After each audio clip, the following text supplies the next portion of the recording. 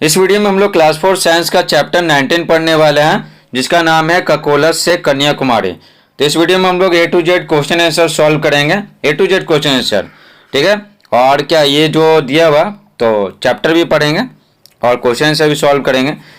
Question answer समझने के लिए ना चैप्टर पढ़ना बहुत जरूरी है। तो चलिए चैप्टर पढ़ते हैं, फिर इसी वीडियो में क्वेश्चन आंसर बताएंगे। आएगा जैसे जैसे आता जाएगा क्वेश्चन आंसर उसी तरह बताते जाएंगे।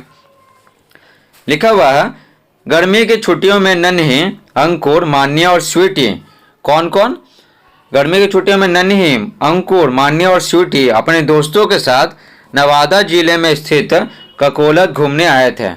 ठीक है, नवादा जिला में है कहाँ? ककोलत। ककोलत में क्या है ये देख सकते हैं। ककोलत में क्या एक जलप्रपात है, झरना है, और इसमें बहुत ठंडा ठंडा पानी रहता है, तो आप नहाएंगे तो मज़ा आ जाएगा। यहाँ पहाड़ों के ऊपर से वर्ष पर्यंत यानी सालों भर एक झरना बहता रहता है। सालों भर बहता रहता है, पानी नहीं सूखता है साल भर। दूर दूर से हजारों लोग उस झरने में स्नान करने आते हैं। एकदम ठंडा ठंडा पानी, और गर्मी में क्या एकदम राहत महसूस होगा। सही बच्चों का नहाने में बहुत मज़ा आ रहा था। नन्ही बोली, इस ठंडे पानी से मुझे निकलने की इच्छा ही नहीं हो रही है। उसको बहुत ही मज़ा आ रहा था। गर्मी की छुट्टी था ना, तब बहुत गर्मी रहता है ना, जून में छुट्टी होता है, तब मई के अंत में या जून में छुट्टी होता है, तो उस वक्त बहुत गर्मी लगता है ना। तो नन्ही को बहुत मज़ा आ रहा था ठंडा पानी में। बोले कि हमको तो निकलने का मन ही नहीं कर रहा है। मान्य ने कहा, ज़्यादा नहाओगी तो इस गर्मी में भी तुम्हें सर्दी लग जाएगी। हाँ सही बात है, ज़्यादा नहाने से ना, ज़्यादा देर तक अगर शरीर भींगा हुआ रहता है ना तो हम बीमार पड़ जाएंगे। स्वीटी बोली, घर पर मैं कुएं या चापाकल के पानी से नहाती हूँ। कुआं और चापाकल का पानी भी तो ठंडा रहता है। कभी कभी पास के तालाब पर भी चली जाती हूँ। अंकुर ने कहा, मुझे तो नदी में नहाना बहुत अच्छा लगता है। ठीक है, दोपहर के समय नहीं, सुबह में के टाइम में नहाइए, जब सूरज है ना, सूरज का धूप बहुत तेज नहीं है तब। तो यहाँ क्या बोला जरा, अंकुर नदी में नहाना पसंद है, और स्वीटी कुएं या चापाकल से कभी नहाती है, कुएं के पानी से या चापाकल के पानी से, और कभी कभी तालाब में भी चली जाती है। ठीक है, तो ये सब दिया हुआ है। तो ये ककोलत का जल प्रपात है।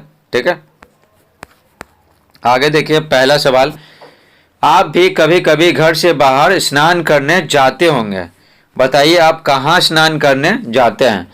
तो घर के बाहर आप कहाँ कहाँ स्नान करने जाते हैं? अगर गांव में रहते होंगे तो तालाब में भी नहाते होंगे, या नदी होगा तो नदी में नहाते होंगे, नहर होगा तो नहर में नहाते होंगे। तो आप कहाँ नहाते हैं, इसी के बारे में पूछा जा रहा है। समझे? तो ये आपके बारे में सवाल पूछ रहा है, तो आप लिख लीजिएगा। देखिए उत्तर एक आपको बताते हैं, हम कभी कभी स्नान करने गांव के बाहर तालाब में जाते हैं। ठीक है, तालाब में नदी है तो नदी में नहाते होंगे, तथा कार्तिक पूर्णिमा और मकर संक्रांति के दिन नदी में जाते हैं। तो शहर वाले हैं ना, कार्तिक पूर्णिमा मकर संक्रांति के दिन नदी में नहाते हैं। हम कुआं या चापाकल के पानी से स्नान करते हैं। तो चापाकल के पानी से स्नान करते हैं, कुआं से भी स्नान करते हैं। तो आप कैसे स्नान करते हैं ना, तो ये आप बताइएगा। ठीक है, घर से बाहर टू लिखेंगे। अगर आसपास में कहीं गर्म या ठंडे पानी का झरना या कुंड है तो उसका नाम लिखें। तो जो भी नज़दीक है वो उसका नाम लिख देना है, समझे। तो देख, गर्म पानी का झरना या कुंड, तो गर्म पानी का झरना तो राजगीर में है और मुंगेर में है। मुंगेर में जो सीता कुंड है ना, हाँ तो वहीं।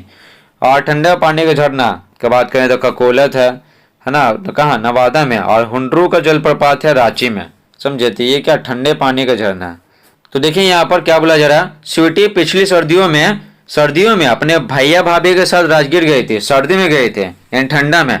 वहाँ गर्म जल के छोटे छोटे झरने एवं कुंड हैं। देखिए ये कुंड है, और यहाँ मगरमच्छ बनाया हुआ है। मगरमच्छ के मुंह से ना पानी निकलता है, मतलब बस ऐसे ही बना दिया गया। सर्दियों में गर्म पानी के झरने या कुंड में स्नान करने का मजा ही कुछ और है।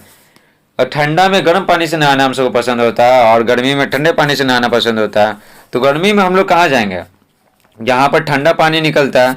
और ठंडा में कहाँ जाएंगे?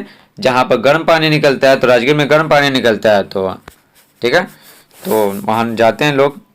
ठंड के मौसम में नहान क्या बोलते हैं, ठंड के मौसम में नहाने, समझे। घूमने तो कभी भी चल जाते हैं। यहाँ देख सकते हैं ये राजगीर का ब्रह्म कुंड है, राजगीर का ब्रह्म कुंड। और ये सप्तधारा का क्षेत्र है। यहाँ जाएगा तो मगरमच्छ तब ढेर सारा बनाया हुआ है, उसके मुंह से पानी निकलता है, गर्म पानी। स्कूल की तरफ से आप कभी गए होंगे। 2 का तो बता दिए अभी, 3 बताना है, उसके बाद ये पढ़ना है, ठीक है।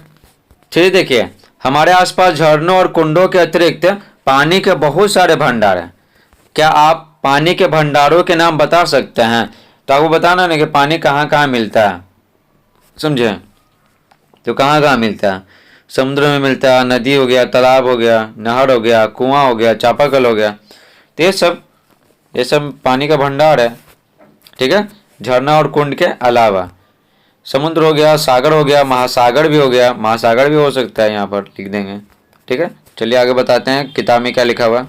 आगे देखिए, अंकुर ने बतलाया, मेरा दोस्त यीशु अपने माता पिता के साथ अपने देश के सुदूर दक्षिण कन्याकुमारी घूमने गया था। कन्याकुमारी ये तमिलनाडु में है, एकदम अंत में है, भारत के है ना दक्षिण में, जैसे है ना ये भारत, तो भारत के एकदम दक्षिण में कन्याकुमारी है, समझे। इसलिए लिखा हुआ कि सुदूर दक्षिण। अगर पूछेगा आपसे कि दक्षिण में सबसे दूर कौन है, तो कौन है? कन्याकुमारी, अंतिम में है दम कन्याकुमारी। तो अंकुर क्या बोला ना कि मेरे दोस्त यीशु है ना, तो अपने माता पिता के साथ कन्याकुमारी गया था घूमने। उसने बतलाया ना कि कन्याकुमारी हिंद महासागर के तट पे है। जैसे आपको पता है कि ऐसे भारत का दक्षिण भाग बना है, दक्षिण भाग, यहाँ पर क्या है? अरब सागर है, यहाँ पर क्या? बंगाली खाड़ी है, और यहाँ पर क्या है? हिंद महासागर है, समझे। तो यहाँ पर क्या कन्याकुमारी है, तो हिंद महासागर में ही पड़ेगा। तो उसने बतलाया कि कन्याकुमारी हिंद महासागर के तट पे है, यानी किनारे है। हिंद महासागर पानी का बहुत बड़ा भंडार है, महासागर है तो जाहिर सी बात है सबसे ज़्यादा पानी पता है महासागर में ही रहता है। दूर दूर तक सिर्फ पानी ही पानी है। तट पे खड़े होकर सामने देखने से दूसरा किनारा कहीं दिखाई ही नहीं देता है, समझे। दूसरा किनारा दिखाई नहीं देगा आपको कि कहाँ है। नदी है तो ना देख लेते हैं कि दूसरा किनारा उस तरफ है। ये देखिए, आपको कहीं भी दूसरा किनारा दिखाई पड़ रहा है? बहुत दूर तक कुछ किनारा ही नहीं दिखाई पड़ रहा है। अरे भारत के सबसे दक्षिण में है, देख रहे हैं कन्याकुमारी, एकदम छोटा सा है, ठीक है, बहुत बड़ा जगह नहीं है, ठीक है। तो एक कन्याकुमारी है, और ये सब पानी क्या? हिंद महासागर का पानी है। आगे देखिए, मान्या बोली, यीशु ने यह भी कहा था कि समुद्र के अंदर शंख है, सीप है, केकड़ा है। सीप से है ना निकलता है, मोती निकलता है, समझे, मोती। और शंख तो जानते ही हैं। तो शंख, सीप, केकड़ा आदि भी पाए जाते हैं, ठीक है। और बहुत सारे जीव होते हैं, बहुत बड़े बड़े जीव भी होते हैं, बहुत छोटे जीव भी होते हैं, सब होते हैं समुद्र के अंदर या उसके आसपास के पौधे भी कुछ अलग तरह के होते हैं। नदी में जैसा पौधा उगता है, शैवाल उगता है, ठीक है, उससे बहुत विभिन्न प्रकार के पौधे होते हैं महासागर में। नन्हे ने कहा, हमारे यहाँ भी तो नदियों तालाबों में अनेक जीव जंतु और तथा पौधे पाए जाते हैं। तो नन्ही बोली कि पाए तो जाते हैं, ठीक है ना, नदी तालाब में तो पाए जाते हैं जीव जंतु, लेकिन छोटे आकार के होते हैं। लेकिन समुद्र में बहुत बड़े बड़े आकार के होते हैं, व्हेल मछली, डॉल्फिन, बहुत बड़ा बड़ा डॉल्फिन, ठीक है, बहुत बड़ी बड़ी मछलियाँ। 4 देखिए, आप भी किसी जल स्रोत और यथा विशुद्ध जैसे नदी, तालाब, आहार यानी नहर आदि के निकट अपने मित्रों के साथ जाइए और इसमें पाए जाने वाले जीव जंतुओं एवं पौधों की सूची बनाइए। तो देखिए, जल स्रोत का नाम लिखेंगे यहाँ पर, जीव जंतु यहाँ और पौधे यहाँ पर, ठीक है। तो चलिए आपको बताते हैं। तो देखिए यहाँ पर जल स्रोत का नाम सबसे पहले लिखेंगे नदी। तो नदी में क्या मिलता है? नदी में बहुत सारे जीव जंतु मिलते हैं, बस उसमें से 2-3 गो का नाम लिख देंगे, है ना, तो बस काम हो जाएगा, समझे। सारे जीव जंतुओं का नाम लिखने की कोई आवश्यकता नहीं है। नदी देखिए, नदी में होते हैं मछली होते हैं, कछुआ होते हैं, केकड़ा होते हैं, ठीक है, और भी बहुत सारे जीव जंतु होते हैं, लेकिन सभी का बोले ना नाम लिखने की कोई आवश्यकता नहीं है। पौधे क्या क्या होता है? नदी में कमल होता है, हाइड्रिला होता है, शैवाल होता है, ठीक है, हाइड्रिला, शैवाल, कमल। तालाब देखिए, तालाब में मछली होता है, घोंगा होता है, केकड़ा होता है, जोंक भी होता है, मेढक भी होता है, मेढक तो बहुत ज़्यादा रहता है। पौधे कौन कौन से पाया जाता है? जलकुंभी पाया जाता है, जो तैरते नहीं रहता पर तालाब को ढक लेता है, वो जलकुंभी, जिसको जानवर सभी नहीं खाता है। शैवाल हो गया, सिंघाड़ा हो गया, तालाब में सिंघाड़ा रोपा जाता है। आपके गांव में तालाब होगा तो कोई कोई सिंघाड़ा रोपता होगा। कुआं में मेढक आप देखे होंगे, और पौधा तो कुआं में कुछ नहीं उगता है। समुद्र देखिए, समुद्र में तो बहुत बड़े बड़े जीव होते हैं, तो व्हेल मछली, शार्क मछली, octopus, starfish, octopus, whale, shark, ये सब तो आपको क्या बोलता है, समुद्र और महासागर में ही दिखेगा। और पौधा की बात करें तो नारियल उगेगा। मैंग्रोव, मैंग्रोव होता है ना, ये उगता है तो पेड़ ही होता है, ये पानी में उगता है। नहर देखिए, नहर में मछली होगा, केकड़ा होगा, जोक होगा, ये सब रहते हैं नहर में। और पौधे की बात करें तो वाटर लिली हो गया, टैरो वाटर हो गया, प्लांट हो गया, ठीक है, टैरो वाटर प्लांट साथ में है, तो वाटर लिली हो गया, टैरो वाटर प्लांट हो गया, तो ये सब मिलते हैं नहर में। 5 देखिए, क्या बता सकते हैं पानी का किन किन कामों में उपयोग करते हैं? पानी का उपयोग किन किन कामों में करते हैं? तो ये तो बहुत आसान है। ठीक है, पहला हो गया बर्तन धोने, हो गया कपड़ा धोना है, नहाना है, पीना है, ठीक है, भोजन बनाना है, पौधों को पानी देना है, नहीं तो पौधे सूख जाएंगे ना, बिजली उत्पादन। तो अब समझे, जो नदियाँ होती है ना, नदियाँ तो डैम बना देते हैं, और डैम बना दिया, पानी बहुत जमा कर लेता है, ऊपर से गिराते हैं ना, तो जो टरबाइन होता है ना वो घूमता है, समझे, टरबाइन घूमता है तो फिर बिजली उत्पन्न होता है। तो पानी का इस्तेमाल बिजली उत्पादन में भी होता है और फैक्ट्री में होता है, पानी का बहुत इस्तेमाल होता है ना, जैसे कपड़ा फैक्ट्री है, ठीक है, तो कपड़ा को रंगना है तो पानी में रंग घोलेंगे तो ना, कपड़ा को डालेंगे तो रंग आएगा, तो वही फैक्ट्री में हो गया। और खेत में हो गया, फसलों की सिंचाई में हो गया, समझे। आगे देखिए, अंकुर ने कहा गंगा दशहरा के समय, गंगा दशहरा के समय अपने माता पिता के साथ गंगा स्नान करने पटना गया था। ठीक है ना, पटना में बहुत भीड़ लग जाता है गंगा दशहरा के दिन, लोग गंगा नदी में आते हैं स्नान करने के लिए। गंगा का पवित्र जल मल मूत्र कूड़े कचरे से काफी गंदा लग रहा था, तो गंगा नदी बहुत प्रदूषित हो गया। आप गए होंगे घूमने तो आपको पता होगा, देखते हैं पूरा कचरा फैला दिया गया है। मेरे नहाने का उत्साह ही समाप्त हो गया, इसलिए है ना, नहाने के लिए लोग उस पार जाते हैं, ठीक है ना, गंगा नदी को उस पार जाते हैं, उस पार तो थोड़ा बहुत साफ भी है, लेकिन इस तरफ है ना पूरा गंदगी फैला हुआ। तो अंकुर बोला कि मेरा तो उत्साह ही खत्म हो गया, सोचे थे कि तुम नहाएंगे मजा से। अब आगे देखिए, मान्या बोली यह सच है, कई लोग पानी में कूड़ा करकट, पॉलीथीन, कपड़ा आदि फेंक कर उसे प्रदूषित कर देते हैं। पूरा कूड़ा करकट, पॉलीथीन है, कपड़ा है, और मूर्ति विसर्जन किया जाता है, बहुत सारी चीज़ें हैं, तो उससे जल प्रदूषित हो जाता है। 6 देखिए, क्या आपके आसपास में जल स्रोत को भी लोग प्रदूषित कर देते हैं? तो आपके आसपास भी प्रदूषित कर देते हैं। तो हम देखें, लोग खुले में शौच करने जाते हैं, मेरे गांव में तो जाते हैं खुले में शौच करने, फिर ना केयर नहीं करते हैं, और क्या, जानवरों मर जाते हैं तो जानवरों को फेंक देते हैं, ये सब है। 6 देखिए, तो क्या आपके आसपास में जल स्रोत को भी लोग प्रदूषित कर देते हैं? तो उत्तर लिखेंगे हाँ, मेरे आसपास के तालाब और नदी को लोग प्रदूषित कर देते हैं। अगर आपके गांव में अगर प्रदूषण नहीं है, नदी है ना, प्रदूषित नहीं हुआ नदी या तालाब, तो लिखिएगा नहीं। जल स्रोत के निकट जाकर पता लगाएं किन किन कारणों से जल प्रदूषित हो रहा है। तो ये तो हमको तो पता ही है, हम पटना में रहते हैं तो गंगा नदी के हम कई बार घूमने गए हैं, तो आपको सारा बता देते हैं।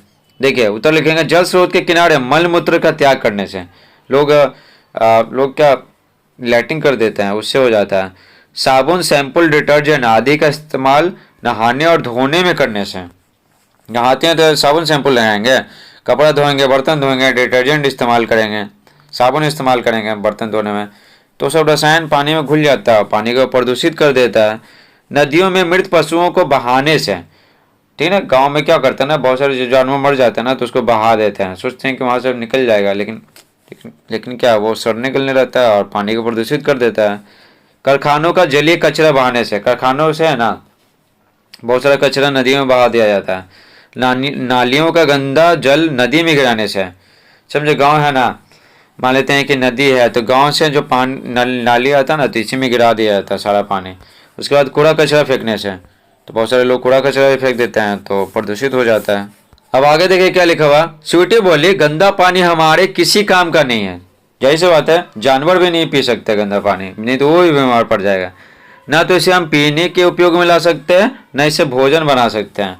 पहले के लोग है ना, पहले जो नदी था ना, नदी का बीच वाला पानी होता ना, तो उससे वो लोग खाना भी बनाते थे, और जानवर तो पीते ही नहीं थे। लेकिन अब गंदा इतना हो गया है जैसे गंगा नदी, कि भाई जानवर सब भी पियेंगे तो बीमार पड़ जाते हैं। अंकुर ने कहा हमारी शिक्षिका कह रही थी कि गंदा पानी पीने से लोग बीमार हो जाते हैं, उन्हें क्या हो जाता है, हैजा हो जाता है, पेचिस होता है, पीलिया आदि कई तरह की बीमारी होती है। ये तीनों बीमारियां ना, हैजा, पेचिस, पीलिया, गंदा पानी पीने से होता है, जिसमें बैक्टीरिया वायरस नहीं रहता है, हाँ, तो उसमें से, और गंदा पानी पिएगा तो होगा। गंदा पानी में बैक्टीरिया वायरस बहुत ज़्यादा होता है ना, इसलिए, ठीक है। पेचिस, पेट दर्द होता है, खून निकलने लगता है, ठीक है, स्टूल के माध्यम से, बहुत सारी चीज़ें हैं। 8 देखिए 8 क्या लिखा हुआ। आप भी अपने शिक्षकों से पूछकर पता कीजिए कि प्रदूषित पानी पीने से कौन कौन सी बीमारियां होती है। प्रदूषित पानी पीने से कितना लिखना है, 4 गो यहाँ 4 गो यहाँ, 8 को लिखना है, समझे। तो चलिए आपको बताते हैं। तो देखिए बीमारी पूछा जा रहा था ना, कितना 8 को। तो देखिए हैजा होता है, डायरिया होता है, पीलिया होता है, पेचिस, टाइफाइड होता है, हेपेटाइटिस होता है, कब्ज होता है, दस्त होता है, पेट खराब हो जाता है, समझे। तो ये सब चीज़ें हैं। तो 8 को है ना, 4 4 8 को बता दिया आपको। गंदा पानी पीने से कौन कौन से रोग होते हैं। 9 देखिए, अपने मित्रों के साथ जल स्रोतों को प्रदूषित होने से बचाने के उपायों पर चर्चा कीजिए और उन्हें लिखिए। तो आपस में चर्चा करना है कि हाँ जो नदी प्रदूषित हो रहा है, तालाब प्रदूषित हो रहे हैं, तो कैसे बचा सकते हैं। तो देखिए पहला काम क्या है ना, लोग जागरूक नहीं है, समझे। तो उत्तर लिखेंगे, लोगों को समझाएंगे कि जल स्रोतों के निकट मल त्याग ना करें। अब तो सरकार भी दे रही है लैट्रिन बनाने के लिए पैसा, समझे, तो उसका लाभ उठाने के लिए बोलेंगे। नालियों का पानी और कारखानों के जलीय कचरों का शोधन करके ही नदी में गिराएं। अगर हम नाली का पानी है ना, उसमें जो साफ करके डालेंगे, कचरा वचरा हटा देंगे, उसके बाद डालेंगे तो है ना, तो बहुत ही कम प्रदूषित होगा, समझे। अब आगे देखिए क्या लिखा हुआ। मान्या बोले, जो जल इतना ज़्यादा महत्वपूर्ण है, क्योंकि जल के बिना बोलते ना जल ही जीवन है, जल के बिना जिंदा कैसे रहेंगे, हमें उसे न केवल प्रदूषित होने से बचाना चाहिए बल्कि यह हमेशा उपलब्ध रहे, उसके प्रति भी सचेत रहना चाहिए, है ना। नदी को सूखने नहीं देना चाहिए, समझे। हम सभी को नदी को सूखने नहीं देना चाहिए। अंकुर ने कहा, जल हमारी सबसे बड़ी जरूरत है। सबसे पहले हमें क्या चाहिए, हवा चाहिए, उसके बाद पानी चाहिए, समझे, उसके बाद भोजन चाहिए। तो पानी चाहिए सेकंड नंबर पे। तो पानी नहीं रहेगा तो क्या कैसे होगा काम। हवा तो मिल जाता है, पानी कहाँ से मिलेगा। इसके बिना खाना पीना और क्या जीना भी मुश्किल है बिना पानी के। हमें बेवजह जल को बर्बाद करने की आदत से बचना चाहिए और हमें जल भी ना बर्बाद नहीं करना चाहिए, समझे। 10 देखिए क्या पूछा जा रहा है। क्या आप बता सकते हैं हमारे आसपास कैसे कैसे पानी बर्बाद होता है। तो बिल्कुल बता सकते हैं। आप भी देखते होंगे कि विद्यालय में है ना, कोई नल का टोटी तोड़ दिया या फिर नल को खुला छोड़ दिया, समझे। मोहल्ले में जो पानी आता है नगर निगम का, अगर खोलने वाला पानी तो उसको टोटी तोड़ दिया। स्टेशन, रेलवे स्टेशन पे देखते होंगे पानी ऐसे बह रहा है, कोई खोल के छोड़ दिया नल को, कोई टोटी तोड़ ही दिया, समझे। 10 देखिए, तो विद्यालय में कैसे पानी बर्बादी होता है। उपयोग के बाद नल को खुला छोड़ देने से। सब बच्चे, बहुत सारे बच्चे होते हैं ना, सब नहीं, बहुत सारे बच्चे क्या छोड़ देते हैं नल को खुला, पानी बह रहा है। घर में देखिए, हाथ मुंह तथा बर्तन धोते समय नल को खुला रखने से। और मोहल्ले में कैसे होता है, नल को तोड़ देने से या खुला छोड़ देने से। बहुत सारे ढेंडल बच्चे तोड़ ही देते हैं। 11 देखिए, जल की बर्बादी रोकने के लिए हम लोग कौन कौन से कदम उठा सकते हैं। कौन कौन से कदम उठा सकते हैं, तो देखिए, अगर कोई पानी बर्बादी करे तो उसको बोलते हैं कि पानी बर्बादी नहीं करो, तो बोलता है कि मेरे बचाने से क्या होगा। तो देखिए, अगर हर कोई लोग थोड़ा बचाएंगे तो 140 करोड़ की जनता है, तो बहुत पानी बचा लेगी एक दिन में, समझे। इसलिए पानी की बर्बादी नहीं करना चाहिए। तो कौन कौन से कदम उठा सकते हैं पानी की बर्बादी रोकने के लिए। तो उत्तर लिखेंगे, जल की बर्बादी रोकने के लिए हम लोगों को दांत ब्रश करते समय नल को बंद रखना चाहिए, समझे, नल को बंद रखना चाहिए। बरसात के पानी को जमा कर काम में लाना चाहिए।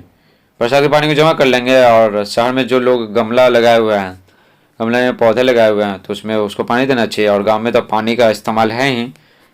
सार्वजनिक स्थानों के नल को तोड़ना नहीं चाहिए और उनको खुला नहीं छोड़ना चाहिए। जैसे रेलवे स्टेशन का है तो खुला नहीं छोड़ना चाहिए। तो देखिए क्या बोला जा रहा है, आप 2 रुमाल लेकर भिगो लीजिए। 2 रुमाल लेना है, भिगा लेना है। एक रुमाल को धूपा में डाल दें, है ना, धूप में डाल दें, तथा दूसरे को छाया में रख दें। 1 घंटे के बाद दोनों रुमालों में क्या परिवर्तन हुआ बताइए। तो जाहिर सी बात, धूप में रखा हुआ रुमाल है ना जल्दी सूख जाएगा, और छाया में रखा हुआ रुमाल है ना, ठीक है, देखेंगे कि कम सूखा हुआ है। तो यही है और क्या।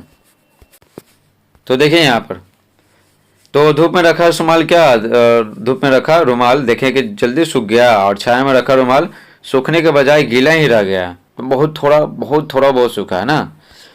13 है, धूप में रखे रुमाल का पानी कहाँ चला गया, सोच कर बताइए। तो जाहिर सी बात है, सूरज का धूप पड़ा और वो पानी जो है ना वाष्प में बदल के उड़ गया। तो तब लिखेंगे धूप में रखे रुमाल का पानी धूप की गर्मी पाकर भाप में बदलकर हवा में उड़ गया। समझे? बस खत्म। आगे देखिए और क्या करना है प्रयोग।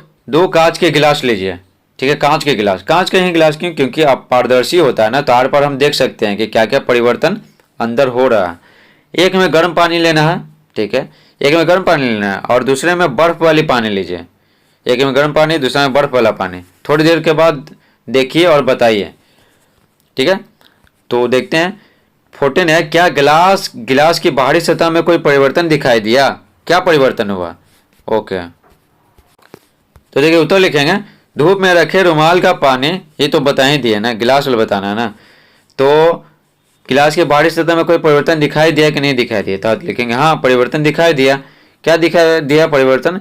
बर्फ वाले गिलास के बाहरी सतह पर पानी की बूंदें एकत्रित हो गई है। देखिए जिस गिलास में बर्फ रखे हुए है ना, तो इसके है ना ऊपर बूंद बूंद बूंद बूंद, उसके बाहर समझे सतह पर पानी की बूंदें जमा हो गई है। समझे? आगे देखिए 15 में क्या बोला जा रहा है? क्या गिलास की बाहरी सतह पर दिखने वाला पानी गिलास की सतह को छेद कर बाहर आ गया? सोचिए। तो कहने का सेंस क्या है, ऐसे गिलास है, बर्फ रखा हुआ, तो इसके बाहर है ना, गिलास के बाहर छोटा छोटा पानी का बूंद आ गया, तो ये बर्फ पिघला तो ये बाहर आ गया, चीर करके आ गया। ये तो चीर करके थोड़ी आया होगा, गिलास चीर के थोड़ी आ जाएगा। तो उत्तर लिखेंगे पानी गिलास की सतह को छेद कर बाहर नहीं आया, बल्कि बर्फ के ठंडक से आसपास की वायु में उपस्थित जलवाष्प पानी बनकर गिलास के बाहरी सतह पर जमा हो गया। आया आपको समझ में? देखें ये गिलास था, इसमें बर्फ रखा हुआ था, ठीक है, तो यहाँ पर जो हवा में जो पानी है ना, पानी जलवाष्प, ये सब ठंडा हो गया। समझे? और ठंडा होने के बाद ये सब क्या हो गया, यहाँ पर आ गया। ठीक है, इसके सतह पर आ गया, कांच के गिलास की सतह पर। आगे देखिए 16, अगर आपके यहाँ दाल या चावल पक रहा है हो तो देखे कि भाप निकल रहा होगा। हाँ निकलता है, आप भी देखे होंगे निकलते हुए भाप को। उड़ते हुए भाप के ऊपर एक स्टील की प्लेट लाइए। ठीक है, स्टील की प्लेट लाएंगे, ठीक है, तो थोड़ी देर रखकर वापस हटा लीजिए। प्लेट की सतह पर कुछ दिखाई देता है क्या? लिखिए। तो जाहिर सी बात है भाप निकल रहा है, तो प्लेट लाएं, उसके ऊपर स्टील का प्लेट और इसका हटा दिए, तो जो भाप है ना फिर ठंडा होकर पानी में बदल जाता है। तो उत्तर लिखेंगे हाँ प्लेट की सतह पर पानी की बूंदें दिखाई देती है। पानी की बूंदें, ये पानी की बूंदें कहाँ से है? जो जलवाष्प था ना, में जो भाप निकल रहा था वही ठंडा होकर पानी बन गया। 17 देखिए, प्लेट की सतह पर पानी की बूंदें कहाँ से आई? तो उत्तर लिखेंगे उबल रहे पानी से निकला भाप प्लेट पर जमा हो जाता है। ठीक है, प्लेट पर जमा हो जाता है और ठंडा होकर पानी की बूंदे में बदल जाता है। ठीक है, ठंडा हो जाएगा तो पानी में बदलेगा ना। 18 देखिए, आप अपने शिक्षक से पता कीजिए कि पानी के भाप बनकर उड़ने एवं बादल बनकर बरसने की क्रिया हमेशा चलती रहती है क्या? हाँ तो चलती रहती है। यहाँ क्या होता है, पानी है, सूरज का प्रकाश पड़ेगा, जलवाष्प में बदलेगा, ऊपर जाएगा तो बादल बनेगा, फिर से बारिश होगा, ये क्रिया हमेशा चलती रहती है। तो लिखेंगे हाँ पानी के भाप बनकर उड़ने एवं बादल बनकर बरसने की क्रिया हमेशा चलती रहती है। अब पढ़ते हैं पानी की खासियत। 19 देखिए, हम लोगों ने पानी के भाप बनने और गिलास की सतह पर पानी के जमा होने की खूबियों को जाना। हाँ जान लिए, पानी की अन्य कई खूबियाँ हैं। यह अपने में कुछ चीज़ों को घोल लेता है तो कुछ चीज़ों को नहीं। तो पानी में देखे होंगे चीनी घुल जाता है, नमक घुल जाता है, लेकिन बालू नहीं घुलता है। समझे? तो बहुत सारी चीज़ें नहीं घुलती है, बहुत सारी चीज़ें घुल जाती है। कुछ चीज़ें इसमें तैरती है तो कुछ चीज़ें डूब जाती है। बताइए, जैसे खक्सा है, थर्मोकोल, वो नहीं डूबता है। गेंद है, ठीक है ना, जिससे क्रिकेट खेला जाता है, वो नहीं डूबता है।